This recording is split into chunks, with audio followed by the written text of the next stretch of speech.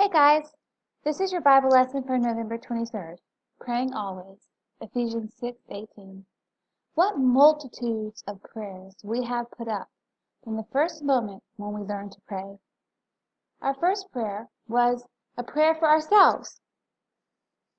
We asked that God would have mercy upon us and blot out our sin. He heard us, but when He had blotted out our sins like a cloud, then we had more prayers for ourselves.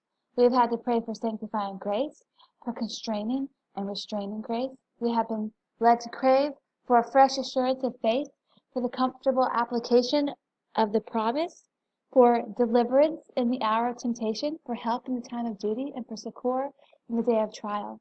We have been compelled to go to God for our souls, as constant beggars, asking for everything.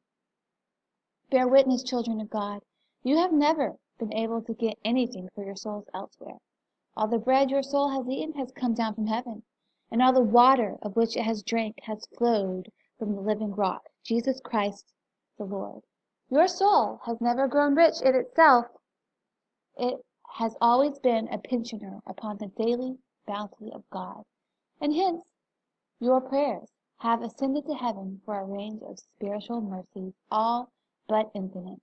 Your wants were innumerable, and therefore the supplies have been infinitely great, and your prayers have been as varied as the mercies have been countless. Then have you not cause to say, I love the Lord, because he hath heard the voice of my supplication?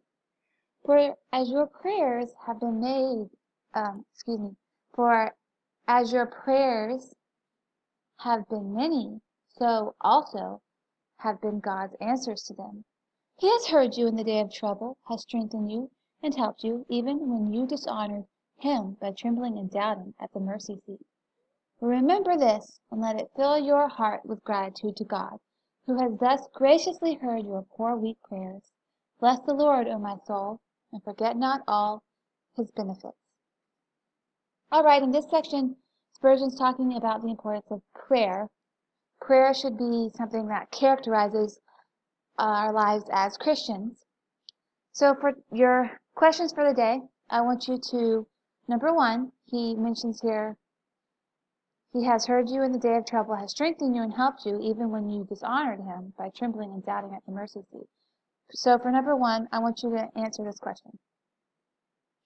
Why is it dishonoring to God to doubt that he's going to answer your prayer? And then secondly, he closes with this verse that's found in Psalms, bless the Lord, O my soul, and forget not all his benefits.